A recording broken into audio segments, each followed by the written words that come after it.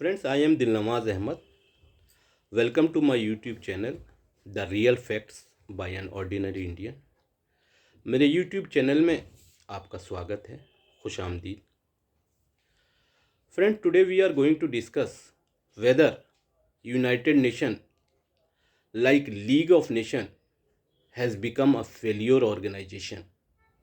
It is a tool of neo-imperialism and it is heading towards its failure. Friends, world war first के बाद league of nation का गठन हुआ था ताकि दुनिया में किसी मेजर लड़ाई को रोका जा सके, जो देशों के बीच डिस्प्यूट हैं उनको रिजॉल्व किया जाए और इस वर्ल्ड की पीस और प्रोस्पेरिटी के लिए काम किया जाए.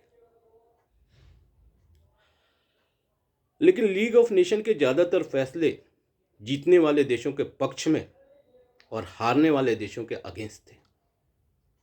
हारने वाले देशों से कंपनसेशन लिया गया, उन पर पेनल्टी इम्पोज करी गई, उनकी टेरिटरी को ले लिया गया. नतीजा ये हुआ कि लीग ऑफ नेशन के देश धीरे धीरे करके लीग ऑफ नेशन से अलग होते गए और लीग ऑफ नेशन का द एंड हो गया. वर्ल्ड वॉर सेकेंड के बाद 1945 में ठीक इसी तर्ज पे यूनाइटेड नेशन का गठन हुआ. ऑब्जेक्टिव वही थे कि दुनिया में किसी मेजर लड़ाई को रोका जा सके, दुनिया के देशों के बीच जो डिस्प्यूट हैं उनको रिजॉल्व किया जाए और वर्ल्ड में पीस और प्रोस्पेरिटी प्रिवेल करें. यूनाइटेड नेशन के कई सारे आर्म्स हैं, जैसे यूनेस्को, IMF, और इसमें सबसे इम्पोर्टेंट है सिक्योरिटी काउंसिल, और यही सिक्योरिटी काउंसिल नासूर है. सिक्योरिटी काउंसिल के 5 परमानेंट मेंबर हैं: US, रशिया, UK, फ्रांस और चाइना. इनके पास वीटो पावर है, यानी कि कोई भी रेजोल्यूशन अगर UN में पास हो जाए और वो इनके अगेंस्ट या इनके चाहने वाले देशों के अगेंस्ट हो तो ये उसको वीटो कर देंगे और रेजोल्यूशन डिफीट हो जाएगा. फ्रेंड्स, दुनिया पे रूल करने के 2 तरीके हैं. या तो हम डायरेक्टली उस देश पे जाके रूल करें, या फिर उसी देश का कोई आदमी सेलेक्ट करें जो हमारे फेवर में हो, हमारे हिसाब से काम करे, हमारे इंटरेस्ट के लिए काम करे, उसको वहाँ की सत्ता पर बैठाएं और उसके थ्रू रूल करें. नियो इंपीरियलिज्म या नया साम्राज्यवाद यही है. इसलिए दुनिया के ज़्यादातर देश डायरेक्टली और इनडायरेक्टली सिक्योरिटी काउंसिल के गुलाम हैं, स्लेव हैं, उन्हीं के आदेश पे काम करते हैं.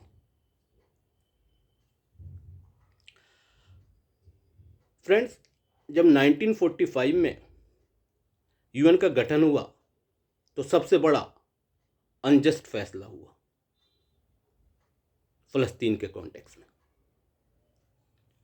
फ़लस्तीन की 55% भूमि इजराइल को दे दी गई, जो कि वहाँ के मूल निवासी नहीं थे, और जो वहाँ के मूल निवासी फ़लस्तीन के लोग थे उनके हिस्से में 45% जमीन आई.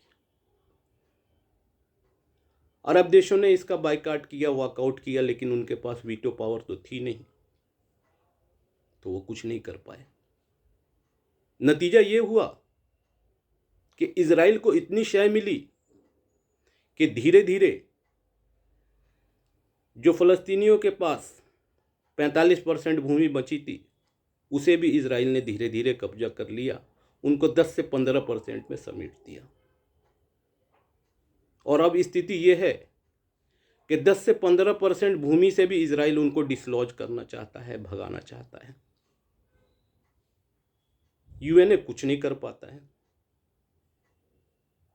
इजराइल को पता है कि अगर उसके अगेंस्ट कोई रिजोल्यूशन पास होगा तो US उसको वीटो कर देगा. अगर वीटो US नहीं भी करता है तो इजराइल कहता है कि आप पास कर दीजिए रेजोल्यूशन, हम आपके रेजोल्यूशन को नहीं मानते हैं.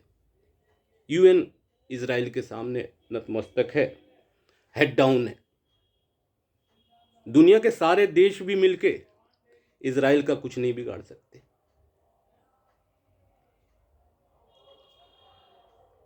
यूएन कहता है कि दुनिया में डेमोक्रेसी प्रिवेल करना चाहिए, लेकिन Saudi Arabia, UAE, Qatar, Bahrain, Russia, China, यहाँ पे तो कहीं भी डेमोक्रेसी नहीं है। यहाँ पे यूएन डेमोक्रेसी क्यों नहीं प्रिवेल करवाता है?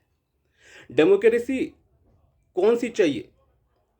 डेमोक्रेसी वो चाहिए जो यूएस और वेस्टर्न एलाइज के फेवर में हो। जैसे the best example is of Egypt.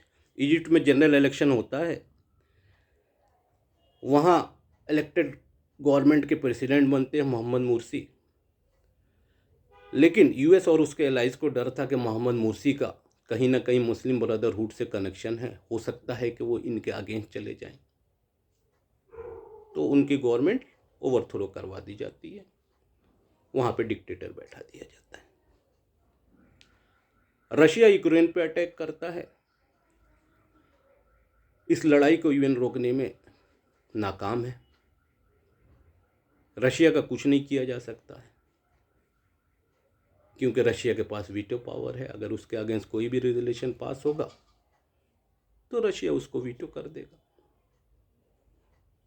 Libya में कर्नल गद्दाफी की गवर्नमेंट गिरा दी जाती है इस बिना पे कि colonel Gaddafi is a cruel person, जालिम आदमी है। जालिम तो पिछले 45-50 साल से कर्नल गद्दाफी थे, अभी क्यों ख्याल आया कि कर्नल गद्दाफी एक जालिम आदमी है? जब यूएस और वेस्टर्न एलाइज को लगा कि कर्नल गद्दाफी का कद बड़ा हो गया है, पैंट से बाहर निकल रहे हैं, तो यूएन में उनके अगेंस्ट रेजोल्यूशन पास करवा दिया गया, उनको मार दिया गया और पूरे लीबिया में अनार्की फैला दी गई। अभी कुछ दिन पहले न्यूज़ आई थी कि यूनाइटेड नेशन ने कहा है कि अफगानिस्तान में इंक्लूसिव गवर्नमेंट नहीं है। इजराइल में कितनी इंक्लूसिव गवर्नमेंट है? वहाँ पे यूनाइटेड नेशन क्यों नहीं पूछता है?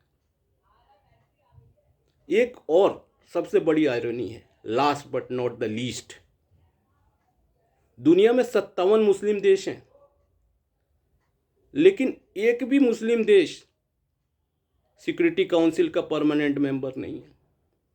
भारत इतना बड़ा देश है, इतनी बड़ी इकोनॉमी है, लेकिन ये भी सिक्योरिटी काउंसिल से बाहर है।